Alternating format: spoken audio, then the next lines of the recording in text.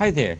We're now starting a new section. We're going to be talking about processes, which is an abstraction provided by the operating system together with the hardware, such that we can run programs in interesting ways.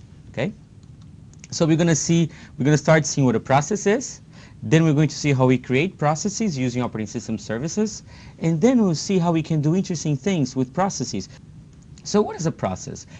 But first of all, why are we learning about processes? Well, because they are not abstraction in a computer system that provides this interface between the program and the underlying CPU plus memory.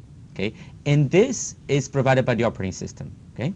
So what do processes have to do with exceptional control flow? Well, the operating system is going to have to use tricks with exceptional control flow to give the illusion there are multiple processes running simultaneously in the system.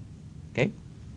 So what is a program? A program is just a list of instructions, a collection of instructions and data that form your code, that form your software. Okay? A processor, obviously, is the piece of hardware that runs the instructions in a program.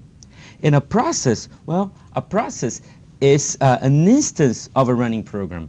When you start running a program, you create a process to run the program. Therefore, the process is an instance of a running program.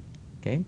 So that's a very important idea in computer science, and it's not the same as a program or a processor. Okay? A processor executes instructions, and a program is a collection of instructions and data. A process is an instance of a program running in a processor.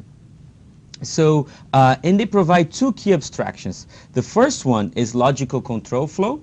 So that means that each process has the illusion that it has full control of the CPU, as exclusive use of the CPU, which might not actually be in reality the case, but processes give this abstraction to programs that, so to processes such that it seems like they have full use of the CPU. Okay? And now the other one is private virtual address space. It means that this gives the illusion that each process has control over the entire memory. Nobody else is touching memory. Okay, so this is very important because it makes it much easier to isolate programs, to manage memory layout, and so on. Okay? So why are they important? Well, it simplifies writing programs a lot because you give the illusion that the program has the entire memory, and also gives it the illusion that it has complete control of the processor, complete use of the processor. Okay?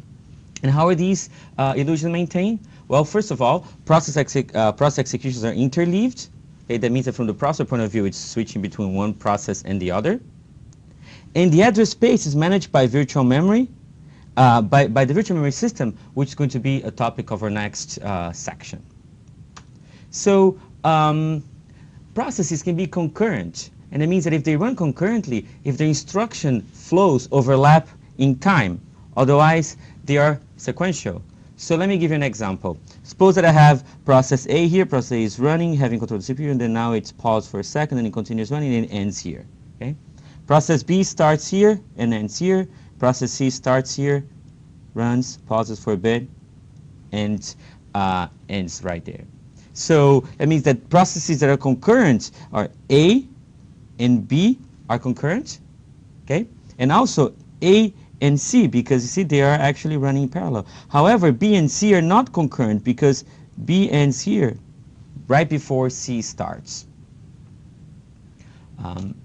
Now, the user view of concurrent processes is as if they are actually running at the same time.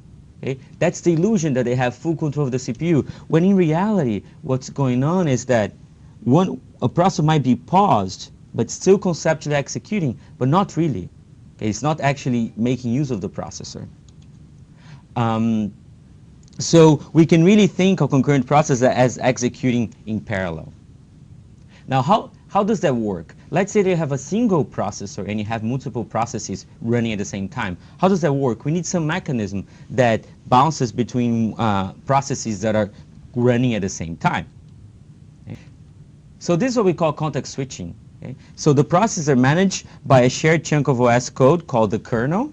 Okay? And it's important to note that the kernel is not a separate process, but it's just a piece of code, a special piece of code that runs as part of a user process. But kernel code has special privileges. So here's how the context switch happens. Say that process A is running, and then suddenly it's time based on a timer tick. There's a timer interrupt that says, okay, the processor time for process A, CPU time for process A is up.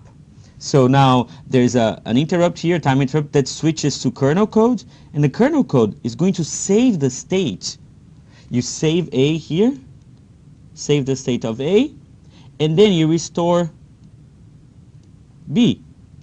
And then B executes, then time's up again. The kernel code executes to the context switch, and the context switch saves B here and restores the state of A, and then continue. So that's a process called context switch. Now, what's actually saved here? Well, we have to save here. We have to save the instruction pointer because we have to know where process A stopped. So when it's restored again, it can continue executing from that point. And it also needs to save register state, okay? Because we need to restore those to continue executing the program. And there are a few other things that also happen there, but that's subject for another time.